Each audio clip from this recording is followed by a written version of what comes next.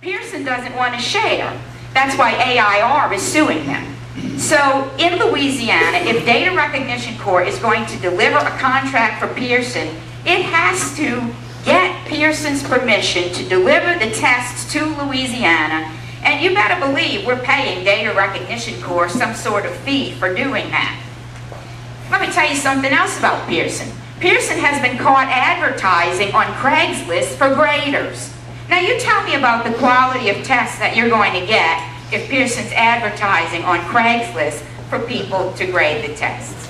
There's a whole lot more I could tell you about Pearson and how we got ourselves in this fix anyway. I have a few seconds left. Let me tell you about what started it all. No Child Left Behind, 2000, you know where that comes from? Texas. The Texas miracle. It's a miracle. Texas test scores are up, graduation rates are soaring, except it's a lie. That really didn't happen. One of the ways that the system was gamed in Texas was that students were being held back so much that they were getting frustrated and not quitting right away. And guess who was mostly quitting? Black and Hispanic students. So before you listen to the kumbaya that all of this PARCC testing is going to solve our problems, you really need to investigate Pearson's history. Thank you so much.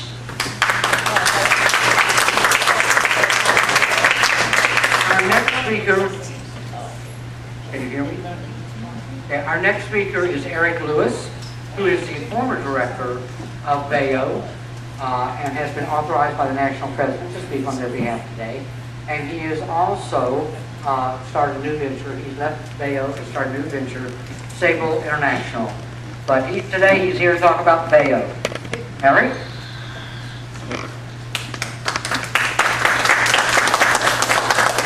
Good afternoon, everyone. Just quick correction. So Sable actually has been in existence for some time, which Noel knows, and I'm sure he's going to correct things, so I figured I'd go ahead and correct her. So, but I'm here to speak, I guess, on behalf of BAO. It was mentioned that there's litigation in the state, and so BAO was the primary organization that funded the recent litigation against the state administration when there was an effort to block testing and Common Core's implementation here in the state. And so before I kind of get into that, I guess I want to share some very critical and important facts with this audience. So when we look at East Baton Rouge Parish, which is where we sit here today, I think our student population typically hovers somewhere around 85% African American children. And so the level of poverty in the parish is about the same. So regardless of breakaway school districts and things like that in the parish, that's where we've been hovering for quite some time. The other fact that's quite important for us to recognize is that we have a Louisiana grad which has at some level been choking our college institutions here in recent years, because we have students that come into college that are ill-prepared. All right, and so nobody can question that. We have students going into college that are ill-prepared. Southern University, an example, who has historically served African American students. When I graduated from Southern University in 1996, our student population is around 10,000 students. Right now, we're at about 6,000 students or less at Southern University. And there are different factors that go into that. But one thing I can tell you, because I did a stint of adjunct teaching at Southern, and I've consistently volunteered at Southern, is we have students that are going into college that are ill-prepared for college. All right? And so we won't just take Southern. I've worked with and dealt with students that have come from some of the top-ranked school districts in this state that are going to college and who are flunking out of college because they're ill-prepared for college. And so why is that critical? Because at some point, as leaders, at some point, as leaders, we have to understand that we have to do something different. We have to do something different at some point. And so when we look at PARCC, and Common Core for that matter, when we look at PARCC and the type of testing that's being done, to be able to allow kids to operate in a method where higher order thinking is important, where kids have to talk through how they got to certain answers, where kids are required to talk to complete sentences, Now, if there's anybody in this room that does not feel like it's important to talk to the police citizens, please raise your hand. All right, and so if you go look at the PARCC website and the requirements and the functionality of this testing, so these are things that are not in place currently with the testing that we provide.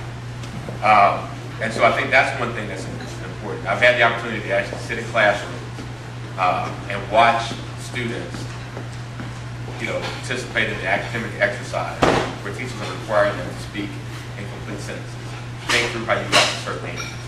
And so I know that there are challenges and different things that have come over the course of the last 2 years regarding Common Core and PARCC.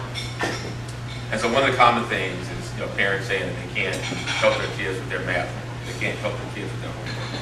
And so to me, that bears the question of, if things have gotten more difficult, then like, what kind of building blocks have we sold our kids in the past years? All right, and so for me, and for Vail for that matter, it's important for us to raise the bar for our children. The reality is that they come out of school, and we want our children to be productive citizens. I think this effort has been about making sure that our children, again, can think at a very high level, can compute, can articulate, can write, and we can read. And the fact of the matter is that we have too many children in this city and across the state that are not able to read, write, and compute on the level that's comparable with kids around the country. And so with that, I'll turn it back over to Gene. Somebody else will give a little additional time. Thank you, Eric. I appreciate that very much. Our next speaker is Noel Hammond. And Noel has a slide presentation for you. Noel, you will have to come up here because the microphone is at this one. Actually, I believe the microphone is wherever I walk, but we have another microphone for local station here. So we've got another mic here. We've got mics all over the place. Can we have Randy go ahead and go? For some reason it's trip, and it's not. Randy, Russ. We have to go?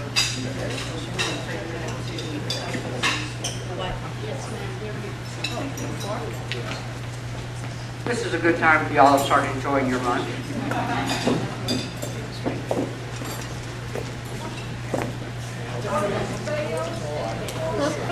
I'm sorry. He'll take the rest of the time. So, I'm sorry. BAO is the Black Alliance for Educational Options. So it's a national advocacy organization that advocates on behalf of low-income Black children. And so, some of the things that you may be familiar with the work that BAO has done here in Louisiana in recent years, the state scholarship program, which sends children to private, high-performing public schools that currently attend a underperforming public school. Was a program that was advocated by BAO.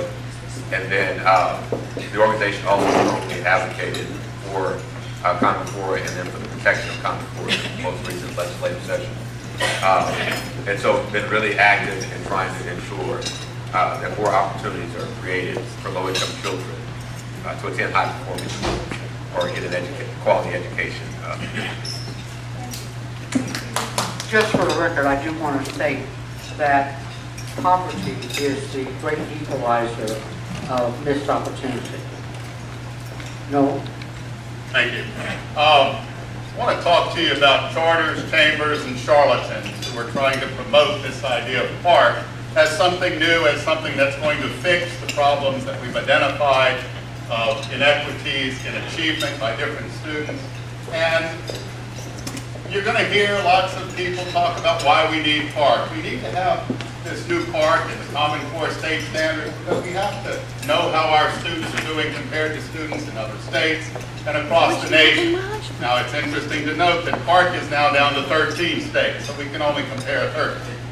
But we need to have a national test that's aligned with these new higher standards, and I have that in quotation marks because a lot of people aren't sure they actually are higher standards. And we need to know if our students are prepared for college and careers. Again, as Mercedes said, in the 3rd grade we start that question. What what the charters, chambers, and charlatans really want you to believe is your children are failing, your schools are failing, and what you need is really more choice, more charters, and more competition and privatization. That's what it's really about. Well, why is PARCC being promoted? Well, one reason is across the nation we put in letter grades and school performance scores, and unfortunately for the charter groups and the voucher proponents, our public schools have gotten better and better, and now we're not taking over many schools in most states, so they need more schools. The Baton Rouge Area Chamber needs to have more schools for the Baton Rouge Achievement Zone. If you remember just a couple of years ago, they were talking about 22, 25 schools. They don't have those schools because the districts are doing much better. Well, what do these school performance scores and letter grades actually mean? Well, according to the state, they measure school quality. That's what the state says they measure.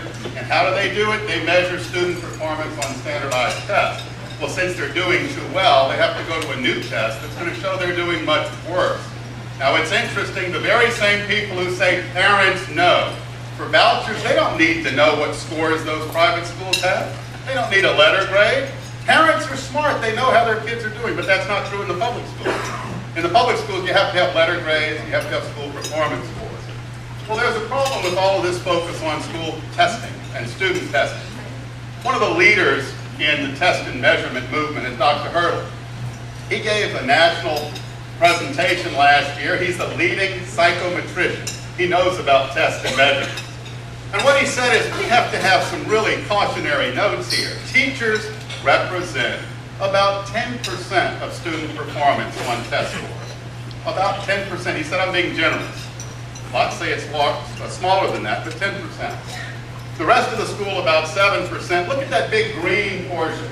Those are out-of-school factors. Those are factors that have nothing to do with the school the child attends.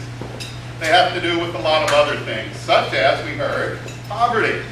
Well, we have a national assessment that's given in every state, not just a few, every state, and it's also given in private and parochial schools with lots of data points. And you can't teach to this test. It's called the National Assessment of Educational Progress. And if you look at this chart here, on the left you have those students qualifying for free meals. These are the lowest income students, up to 130% of the poverty line. Their average score is 206. Now, 206 doesn't mean anything to you, except recognize that 10 to 12 points on these scale scores is equivalent of a year's learning. So look at students slightly higher income. They qualify for reduced meal prices from 130 to 185% of the poverty line. They score a 218, 12 points higher, a full year higher. And middle income students, 234. So you can see this is huge difference in scores. We hear about, we've got to do something for these low-performing students. And the low-performing schools filled with low-performing students. But what's really happening is poverty is impacting our school scores and our student scores. Now, some say that's the problem with public schools. It's why we need choice, private schools. Look at the private schools. See a pattern here? It's the very same pattern. In fact, there's virtually no statistical difference in scores between students in private schools and public schools if you account for the differences in the student income and family circumstances. There's where they look side by side. Unless you think I'm just picking on 4th grade reading, here's 8th grade mathematics. Notice anything? Public schools, right there with the private schools across the country. Biggest factor, parental income. Now, how does this play out in the state? We have letter grades, and if you're in a school in this state with a letter grade of A, chances are you have about 34% of your students on free lunch. If you're a B school, it's 45. C schools are 60. D schools, 80% free lunch. And if you're in a school rated F, you probably have 89 to 100% of your students on free or reduced meal prices. And it starts early. It starts when students arrive at school. These are pre-reading scores for kindergarten kids. This is when they arrive at school. These are nationally normed tests. This is a local district. The top 5 schools, the bottom 5. Notice the highest performing school in this district, the highest performing, has 0% of their students coming to school at the bottom quartile and 81% in the top half of the nation. The lowest performing school has 82% in the bottom quartile and only 3% in the higher category, top half. I'm going to skip this one for time, but point out that special needs students need help. They don't need a new test to show how poorly they're doing. In New York State, less than 3% of the students in special education pass the state tests, which are now set up along park lines. Less than 3%. What the Louisiana Developmental Disabilities Panel did, the council, is they simply showed that as income goes down, or the percent of students in poverty goes up, scores go down. As the percentage of students with special needs goes up, scores go down. We're not measuring school performance, we're measuring the students and the poverty and the special needs population. This is middle school chart in a local middle school, local district with no charters and no vouchers and no magnet schools. And the relationship between free lunch and school performance score is a perfect one. The correlation is perfect. People say, but Louisiana is doing so poorly. What the charter school people, the chambers, and the charlatans don't want you to know is that on national tests, when you look at similar students, white, middle class students, we score the same. Same thing, African American, 8th grade reading, we score the same. The problem is poverty.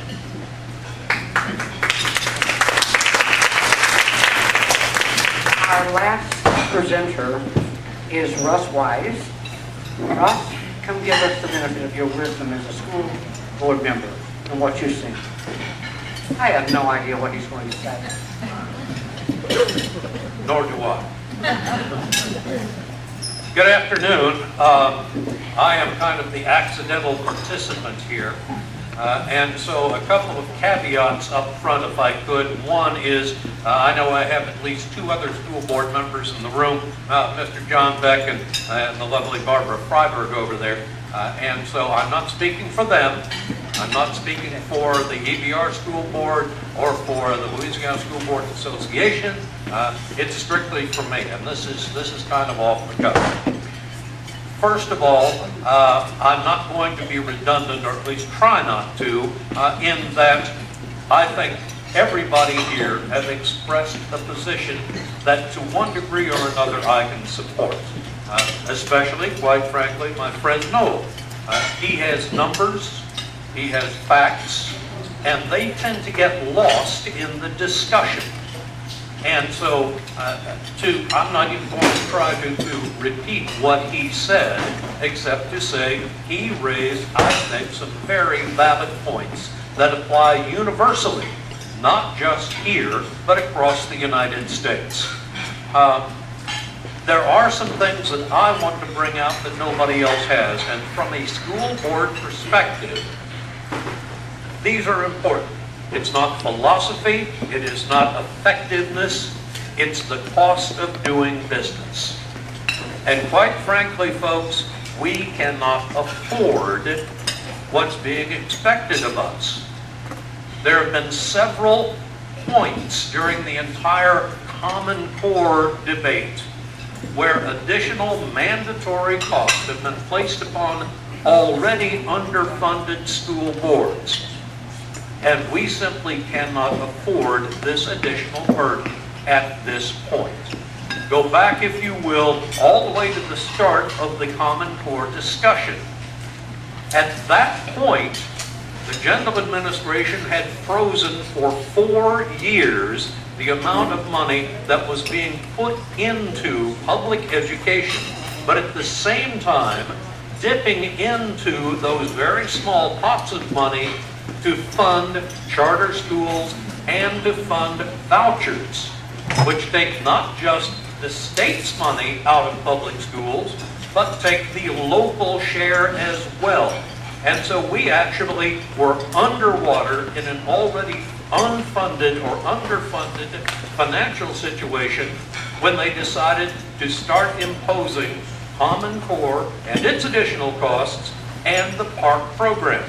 Now we go a couple of steps beyond that, and right now, as we speak, the governor and his Bessie board are at odds, and we're going to court, we are in court, and so we don't even know if we're going to be administering the PARCC tests or not. But we still have to be prepared for it, and every penny of that is coming out of local school boards' budgets. Again, already underfunded, and don't quote me on it, the last number I saw was somewhere in the neighborhood of the 40th most poorly funded per pupil school systems in the entire United States. Now, with the cost of litigation that's going on, with the diminished number of states who have backed out of the PARCC program already, or the increasing number, the diminished number of participants, I should say, it makes absolutely no sense to me that we are going to proceed blindly toward a cliff. Nonetheless, we are proceeding full speed ahead. We have no idea where the edge of the cliff is. We have no idea what the cost is going to be. And on top of it all, as has happened in the past with other experimental approaches to education, if and when Common Core and its extensions, PARCC in this case, are proven to be invalid, these kids will never be able to go back and do it over again. We are losing an entire 4-year spread of kids. Now, one last thought on that. Common Core and its extensions, PARCC, are being applied universally across the entire spectrum of public education. Kids who are due to graduate from high school this year are going to be graded under an entirely new system. They have been taught under a completely different system, but they're going to be held accountable as though they have learned under this system for the entire 12 years of their education. It simply isn't true. We are holding children accountable now for things they have never learned in a system that they have never been taught before. And one final thought. I was blessed with the opportunity to be on the original Accountability Commission under the Foster administration, which was considered at its time the best accountability system in the country. We started in the first 3 grades and added a grade each year. At this point, we have children in 3rd grade who can adapt, but kids in 10th, 11th, 12th grade simply can't do it. So we have no money, we have no time, we have no background and ability to catch up these kids at any level if this doesn't work. And we're going to have at least 3 grades of kids who are completely left in the dark in this new system. I'll answer any questions. Thank you so much. Eric would like to do a rebuttal to some of the things that are said. And I think in fairness, 3 to 1 is off balance for us. Okay, so Eric gets a second bite at the apple. Come on, Eric.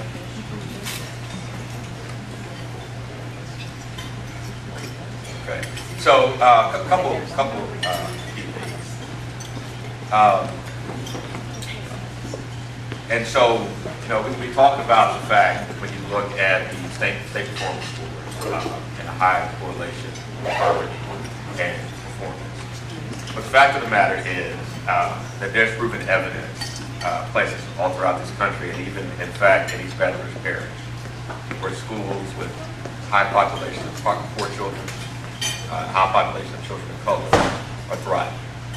Right there in Scotlandville for a number of years, there were 3 elementary schools on the same street, the same neighborhood, educating the same kids, and none of the 3 schools were magnet schools. But we had 1 blue ribbon school in Scotlandville. And so, there's clear evidence when the right resources and the right energy is provided to children, regardless of what their home situations are, regardless of what their income is, and regardless of what their zip code is, that children can thrive. And so I think it's unfortunate that as a community, we continue to look at children's circumstances to determine their outcome. And so, we have a number of instances, again, in this city and different parts of the state and throughout this country, where in fact, schools of high population of poor children are in fact outperforming the rest of the school district and the rest of the state. And so I think, the will to ensure that our children have access to the best possible education is what we really need to be focused on and concentrating. I think the other thing that concerns me is that, okay. I think the other thing that concerns me is, there's no school, regardless of what the label is on the door, that is a perfect solution for any child. All right.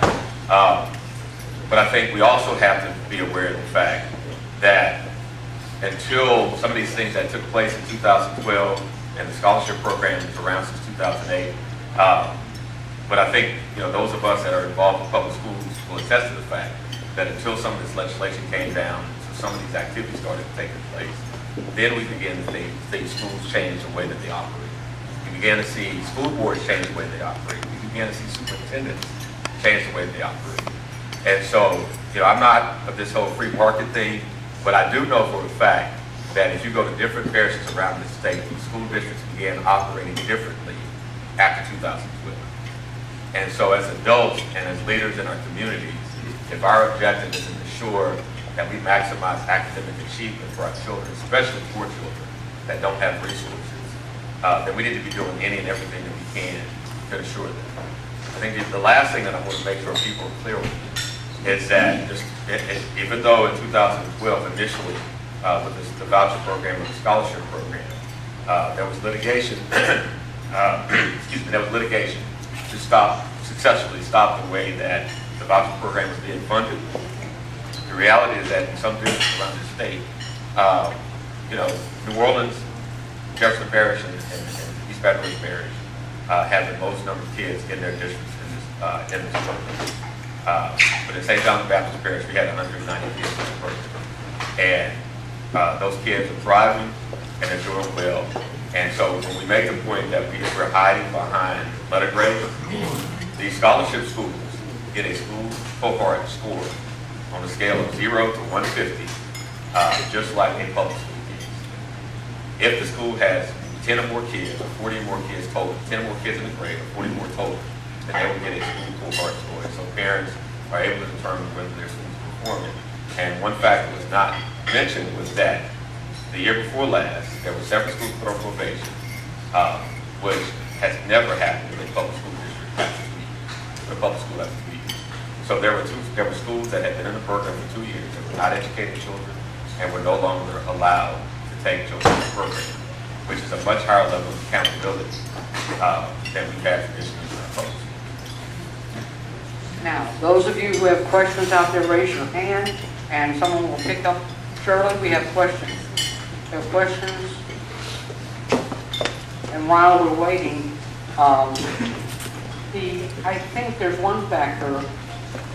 Poverty is definitely a factor. It's been documented. Okay, sorry, Eric, but I don't think we're talking always about poverty of income.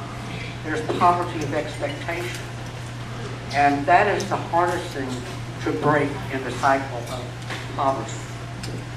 When the parents did not get a good education, for whatever reason it was, or their parents didn't, and it becomes generational, okay? You develop a poverty of spirit and expectation.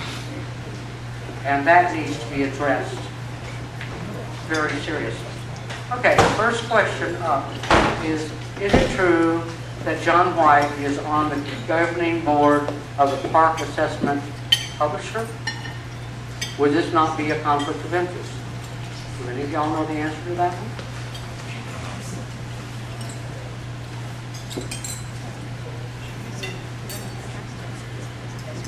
All 13 PARCC states at this point are on the governing board of the PARCC consortium. To my knowledge, John White is not a board member of Pearson, but I will tell you that one of the writers of Common Core, Laura McGiffert-Slovner, is the CEO of PARCC. You see, so we have some overlap there.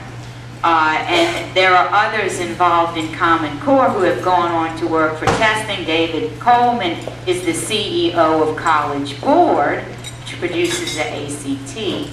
So there's overlap, but John White is not on with Pearson. Thank you. Anybody else have something to add to that? All right. No, next question.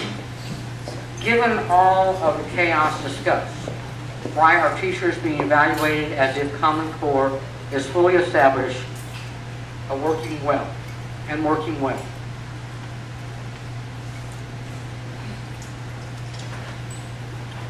For two reasons.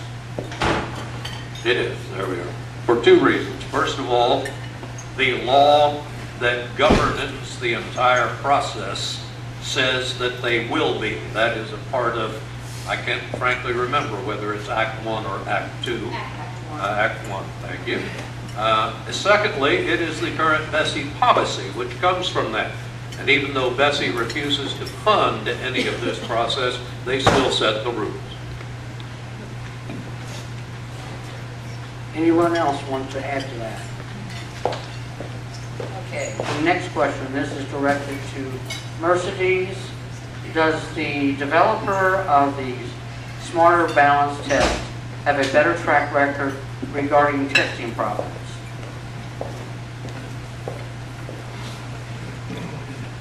The two testing consortiums have gone about developing the tests quite differently.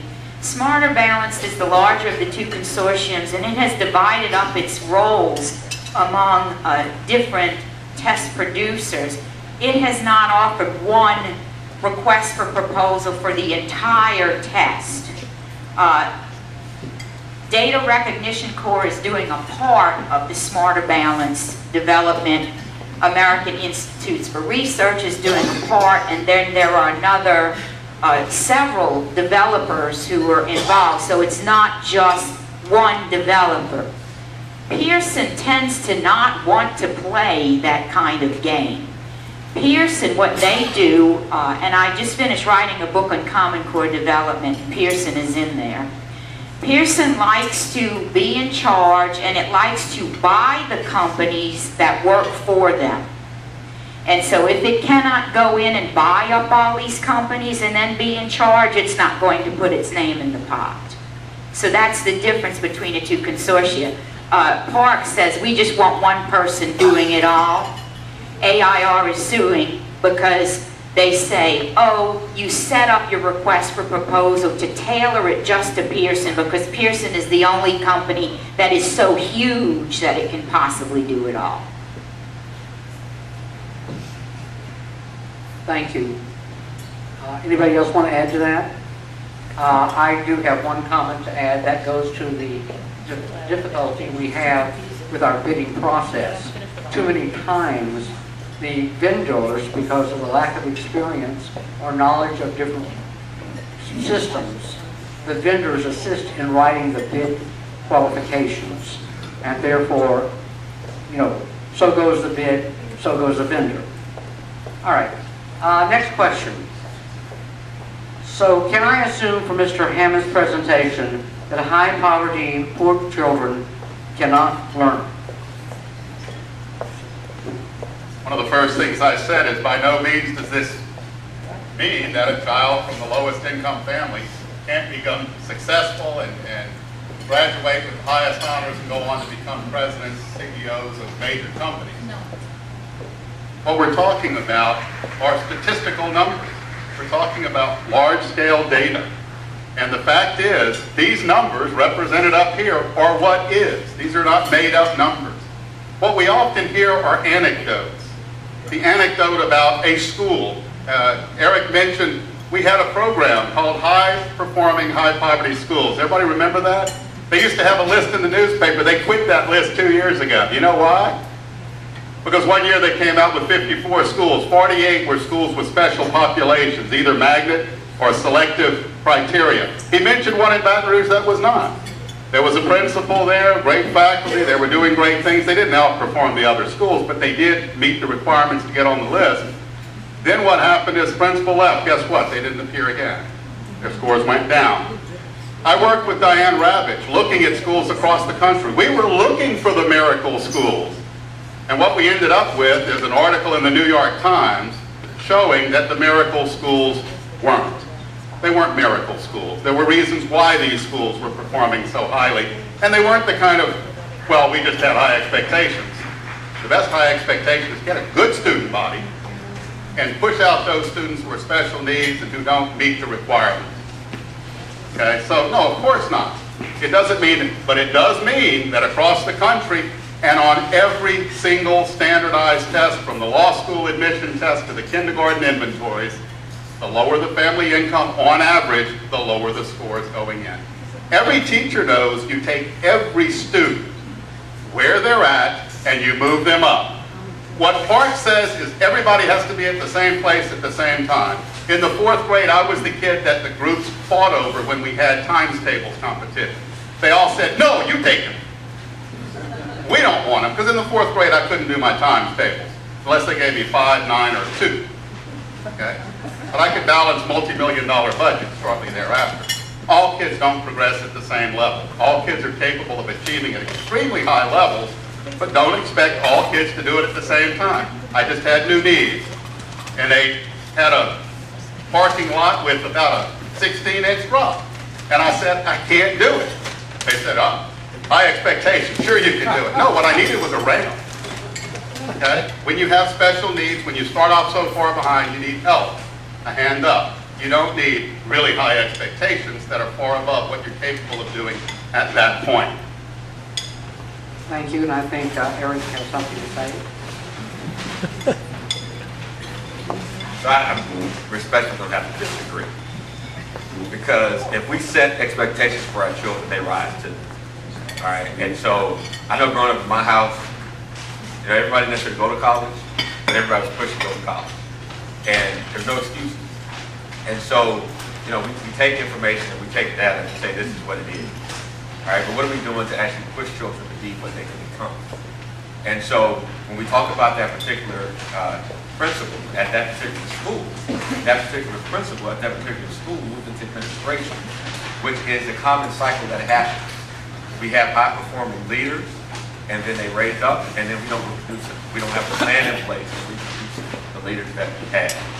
Okay, and that's no knock against that individual wanting to move up in their career, but where was the plan to make sure that the work that was being done at that school was being replicated throughout the district at similar schools with similar profiles?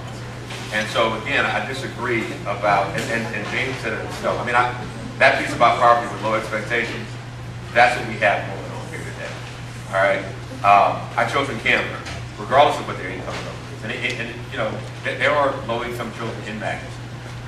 But if you go around the school where, you know, we have all the statistics and you have adults walk into classrooms and assuming things about children and assuming that because of where they come from or because they don't have anyone help them with their homework at night, then there's a problem. And so,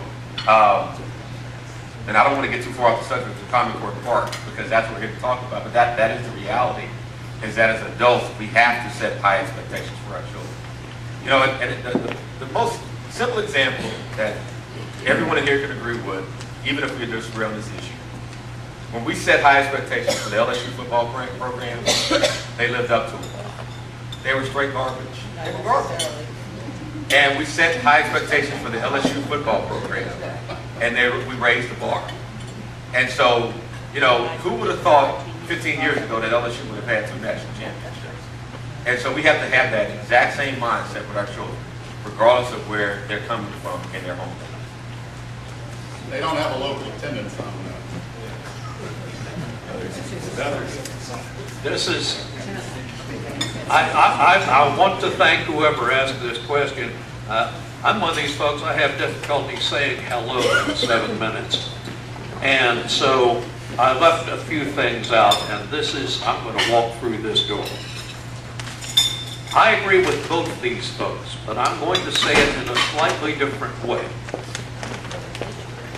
It is, but not always, the income level that is involved, to a degree.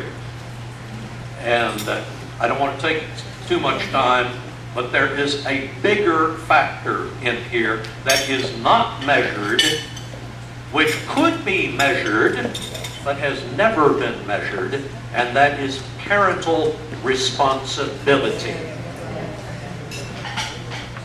If, and I'm not going to buy the argument that if your mama had babies when she was 15 and dropped out of school, then you have to have babies when you're 15 and dropped out of school. In front of this one, of course, sorry. Because I can stand here and tell you as briefly as I can, the best example I can think of is a young girl whose father was a coal miner, who was caught in a roof fall, in a cave-in. He was underground for 3 days. When they hauled him out, he was badly crippled for the rest of his life. And for 3 years, that family had no income. And then they grew up, this girl and her 4 brothers and sisters grew up on welfare in West Virginia, which had the worst welfare system in the entire United States. This girl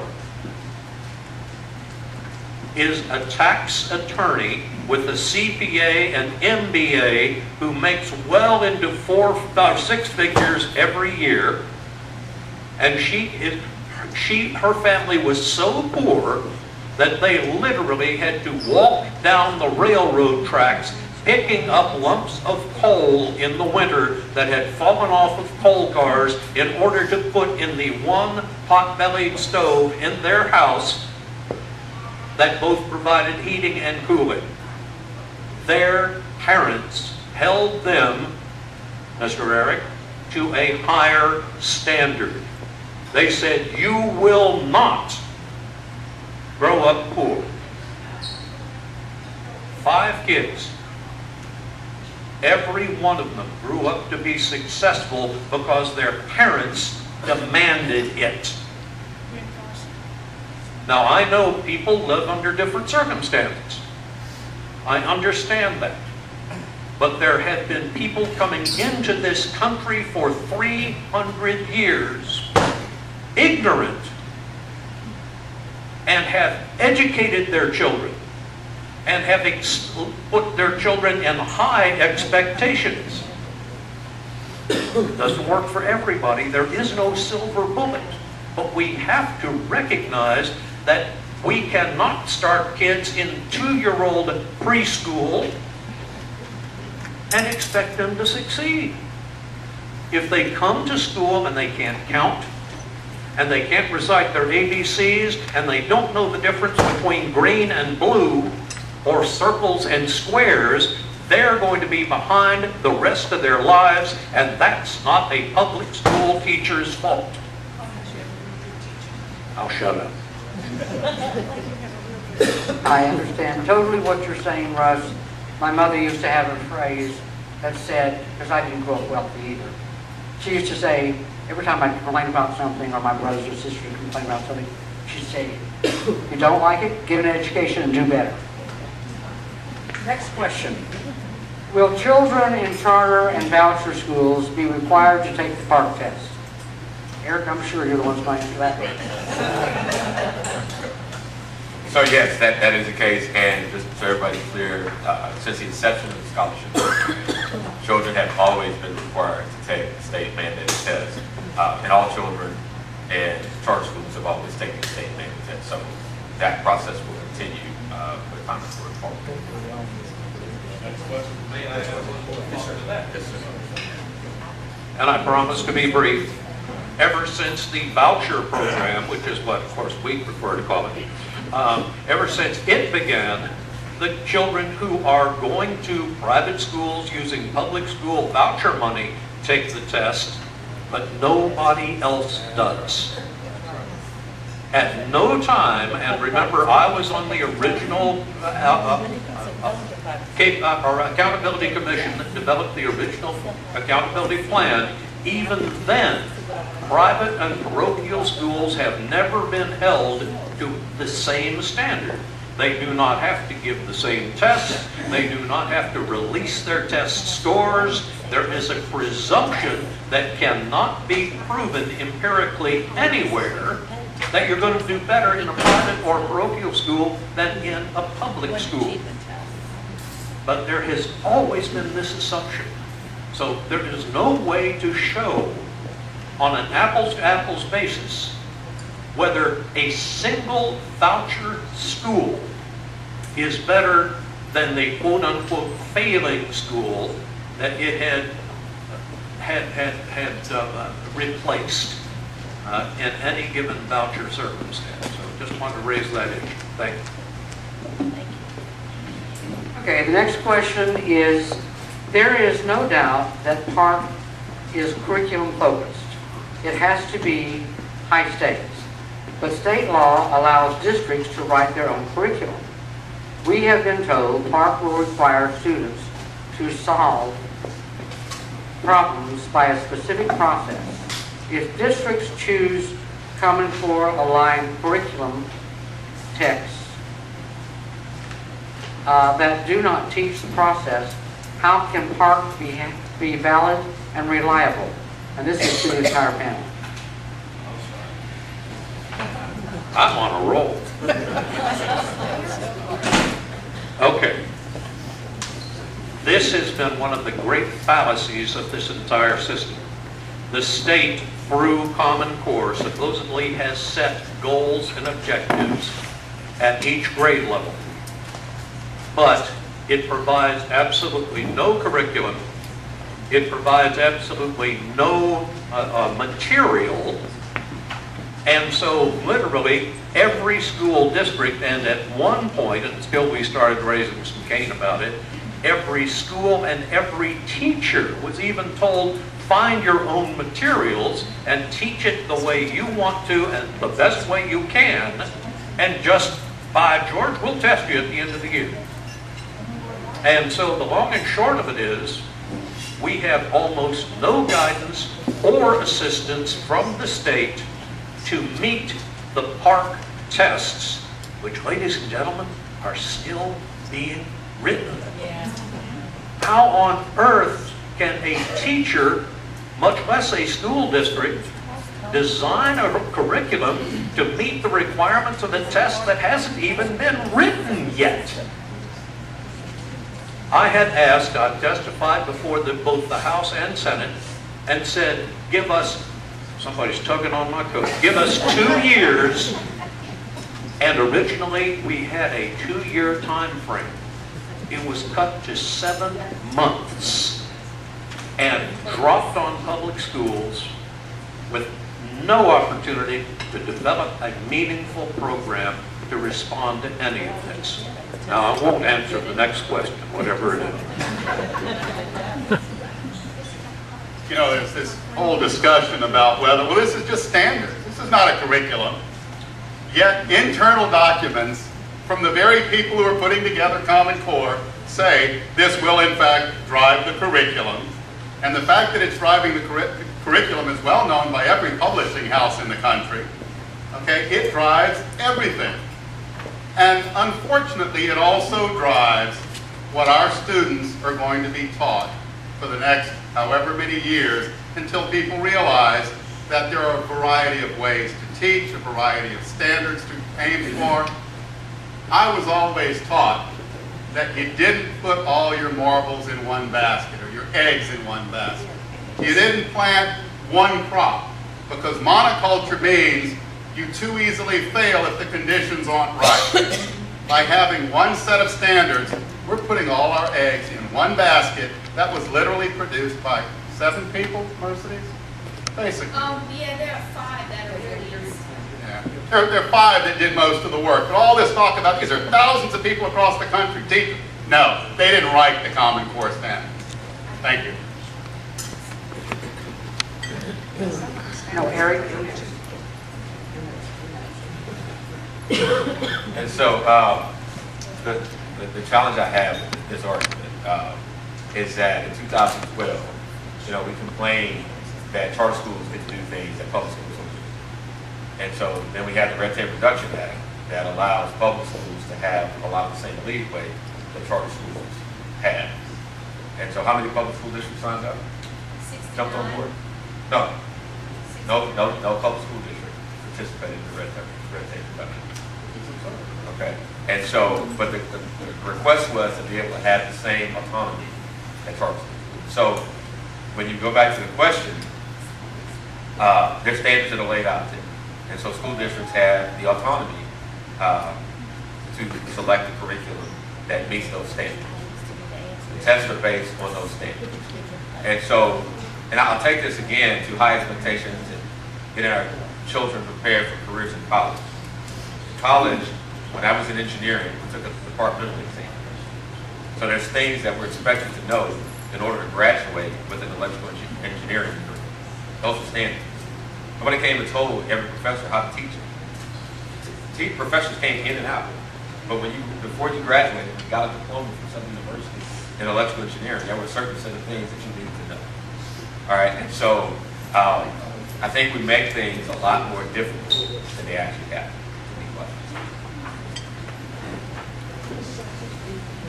Let's talk documents, shall we? Before there was a Common Core, there was a Common Core Memorandum of Understanding.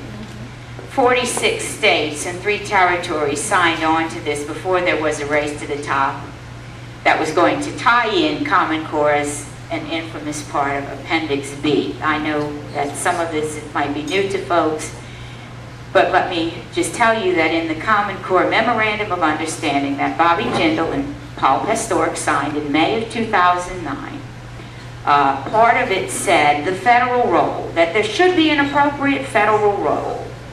And you can read this section if you go to any Race to the Top application, it's in there, that the appropriate federal role would involve everything except paying for the standards, but it would involve help with professional development and curriculum and all of these sorts of things. So, okay, so we've got curriculum tied to Common Core and the federal government's going to help.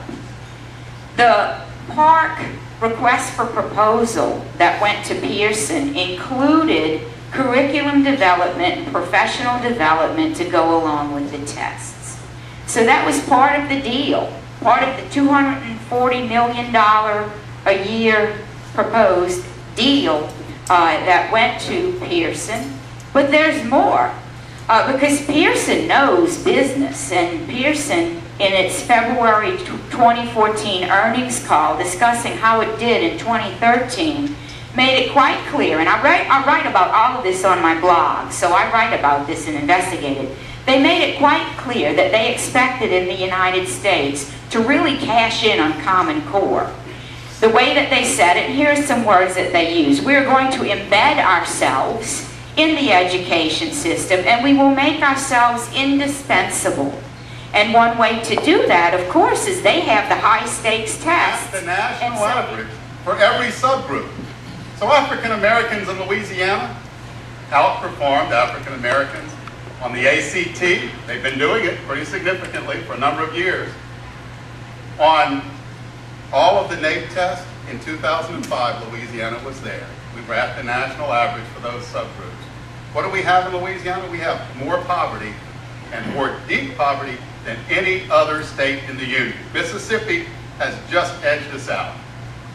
The problem in Louisiana is we need to deal with education as a lifelong event and not an event that takes place year to year in the schools. If you arrive at school, just as you saw in those scores from the local district, this is across the board, 81% from the top half, you don't have any problems with PARCC, Common Core. 81%, 82% in the bottom quartile, you've got real problems because your kids are not yet ready for what they're saying they need to be ready for. Okay, I know you're going to answer. I'm going to ask our speakers, please limit your remarks. I have 3 more questions that I know this audience wants to hear the answers to. Eric, did you want to come? No, I would. Okay, all right. Kentucky and New York are further along than Louisiana in the implementation of Common Core and the Common Core test.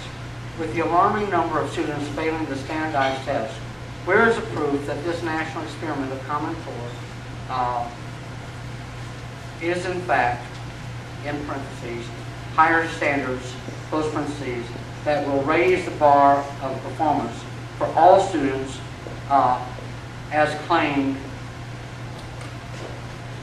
by the promoters of Common Core.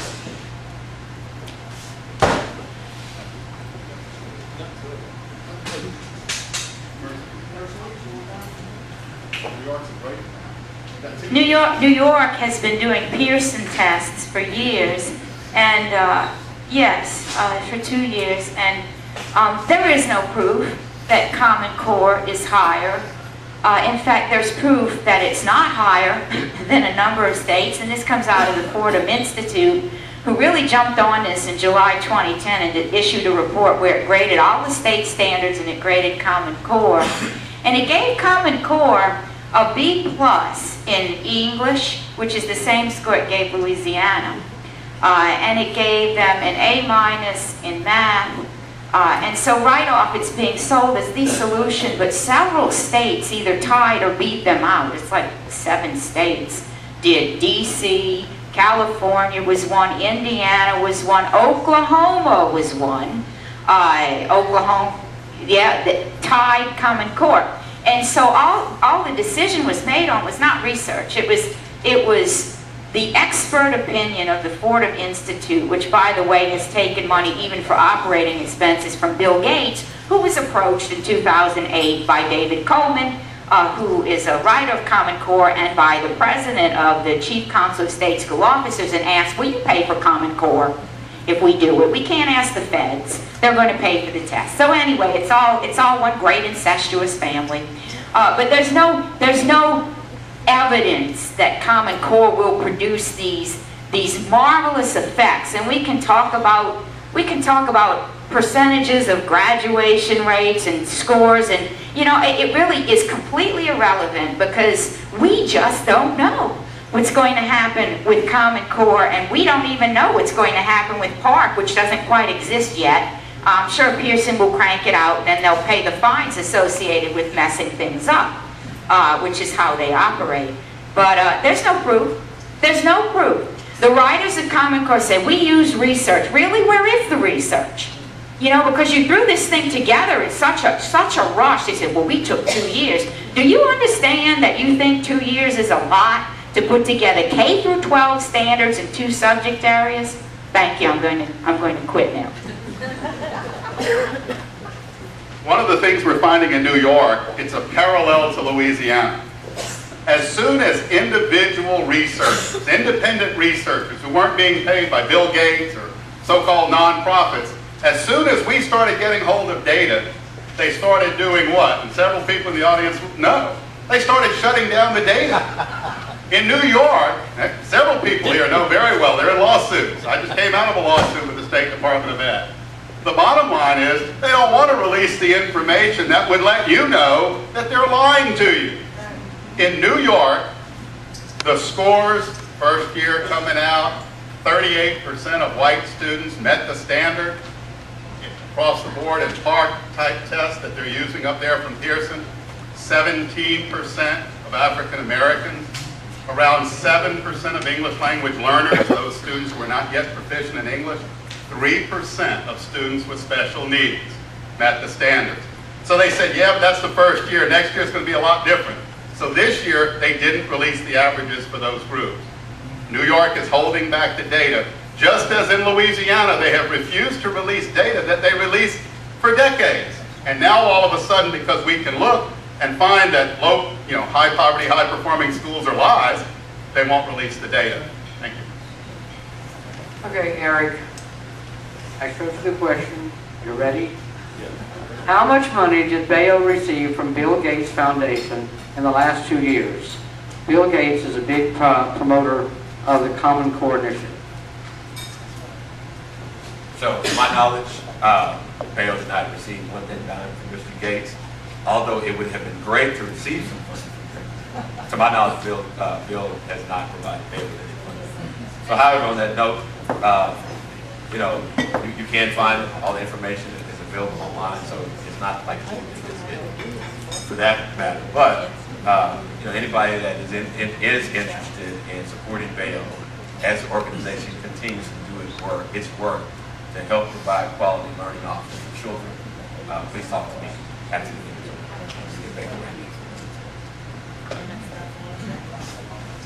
Are there any rebuttals up here?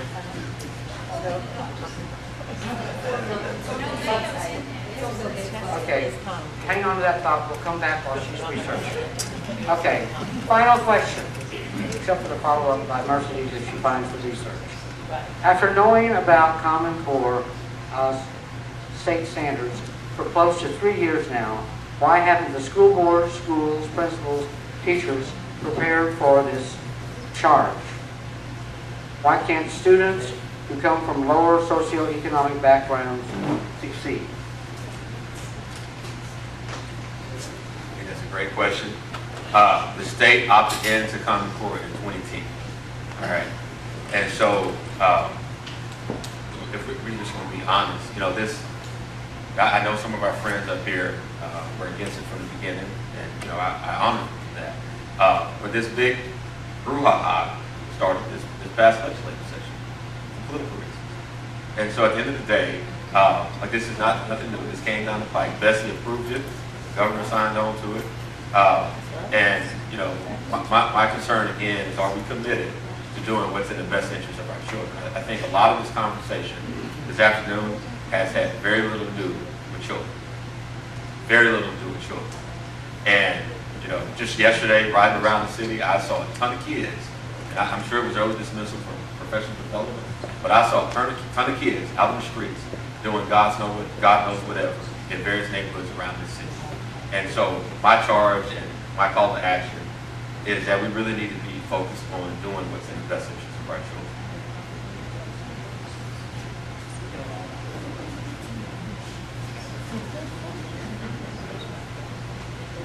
Going in reverse order as best I can recall.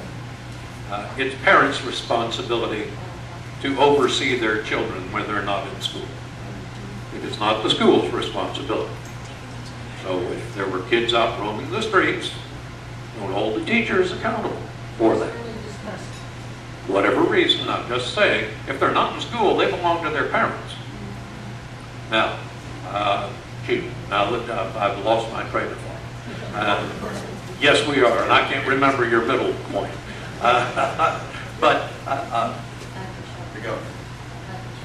Okay, yes, thank you, I'll start. Yeah, the state signed on to this in 2010.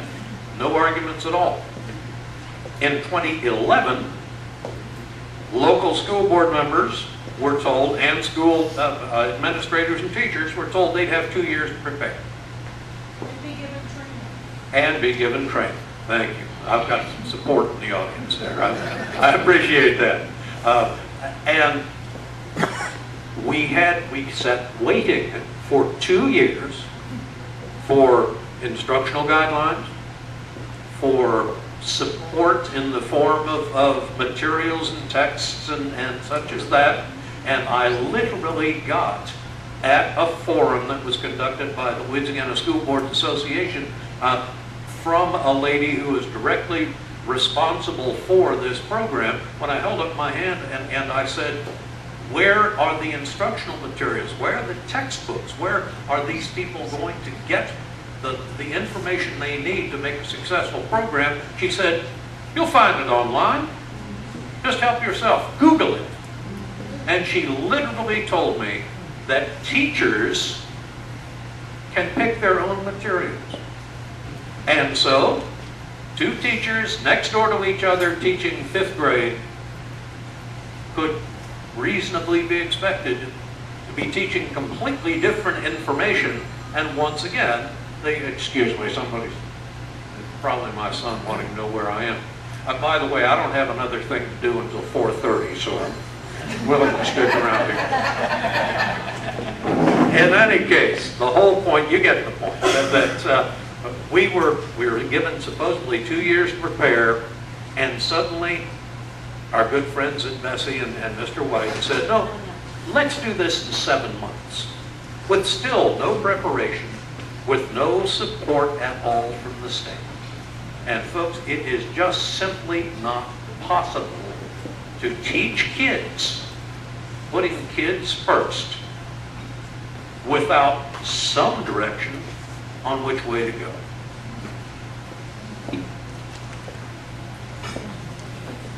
couple of quick points on this. There have been across the country, even the people promoting it, even Bill Gates said we've really messed up on the rollout of this. Every director across the country has said we at the top have messed up. We've left it up to local school districts to try to figure out their way day to day without any guidance. Most of the materials, when the state voted on it, nobody had read it. Nobody had read the standards. When they went around to the districts and asked the districts, the majority of districts said, no, we don't want it. But 3 people signed off on it. The Bessie president, superintendent, and the governor. So 3 people agreed in 2010, yeah, let's do this. The rest of us said no. All across the state, school districts said, no, we don't want this. We don't believe in it. We don't think it's the right way to go. We've got a set of standards that are highly rated. Let's move forward. We moved from 1998 to 2005 to parity with the national for every, on NAEP, for every subgroup in every subject. So our kids, similar backgrounds, we're doing as well as kids across the country. Again, the charlatans don't want to talk about that because there's no money in that. There's money in new things, new ideas, charters, vouchers. There's money in that, promoting that. But the fact is, we didn't know. If we want to really give true choice, then let's all go out and say to every parent in the state of Louisiana, you have the right to opt your child out of the testing. Your child should not have to take this testing in part because the testing is atrocious. I wanted to tell you what it's like to take the test, so I took the 4th grade math test. I was not a good 4th grade student, but I thought maybe I could pass this. So I started taking it. It drove me crazy. Try writing an essay when you have a 3-line window to write in. I like to see everything. I have a big screen so I can see everything and go back and forth. The answers, by the way, the computer systems, not even close to ready, regardless of what your state superintendent tries to tell you. We go out into the schools on a regular basis. I was in an elementary school in East Feliciana. They're lucky to have 8 computers online at a time. 8 computers. If they put more than that, it starts going down and starts sending error messages. We are not ready for this. And by the way, these little kids on the computers, I'm fairly computer literate, and I was totally frustrated trying to work that test. Sometimes I'm looking at it not even clear. So what we're going to have to do is spend lots of extra class time preparing students for keyboarding and the use of computers, and hopefully we'll come up with money for new computers so we can actually meet the demands. I'm sorry. I'm sorry. I just refuse to believe. I refuse to believe that these poor little kids who can operate these, are having difficulty preparing for a test on the computer. I'm sorry. And my counterpart here have visited schools recently where kindergarten students are operating computers, where they're getting math and reading supplementation on computers on their own without the assistance of the instructor. And so again, we have got to set high expectations for them.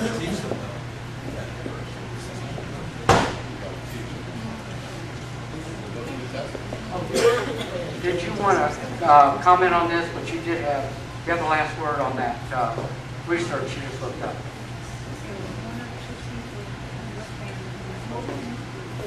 $348,000 from the Gates Foundation to Bayo. None of it is earmarked for Common Core. No, there's $4 million. I'm sorry, I'm looking at their website right now. It's $4 million from 2009 and earlier, college and Redison. What is it? What is it? It's not on the Gates Foundation website. Da, da, da. What did you look up? I looked up Black Alliance. The $4 million didn't come up. It's a lot of money. It's more than Patty. Patty.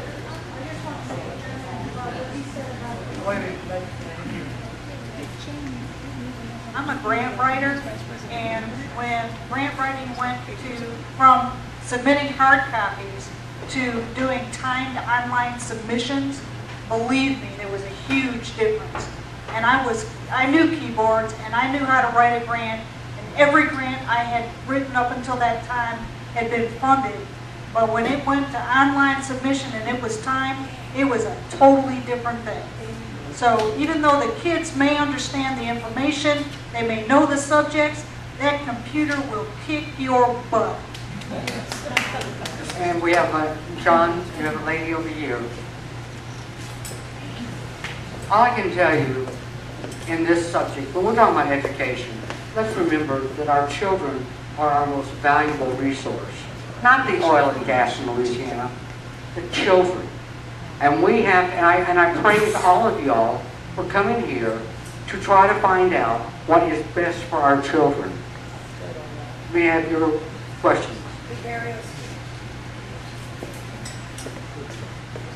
The barriers for retired teachers. You got to turn it up like this. You use an iPhone, I know you can use a mic. Lee Barrett, a retired teacher from St. Tammy. There's one way to end the park and the Common Core, and that is to require every legislator, and Eric, and every school board member and superintendent to take the online part 4th grade math and ELA tests and publish those scores. Guaranteed we will have an end to the part test. But why won't that happen? Why won't they do that? They've done it in other school districts in other states. And guess what? They threw out the test. There's a question, Lee. Ms. Barrios, in all seriousness, they won't do it because they can't do it. You can't force anyone to do something like that. It simply can't be done. As adults,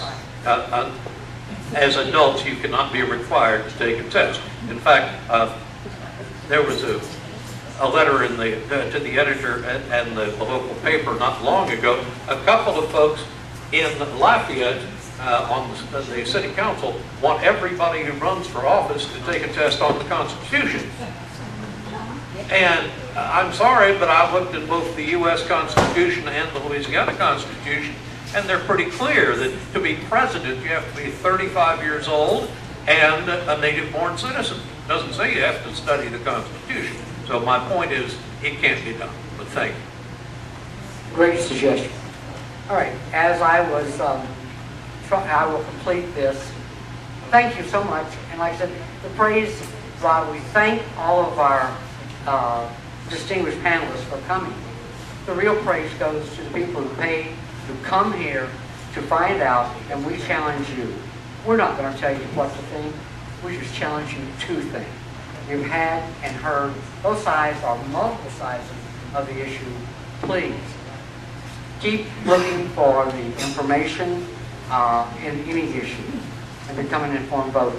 In fact, come join Leaders with Vision. And we'll see you next month. It will be the 6th District Congressional Candidate Forum right here in River City. See you next month.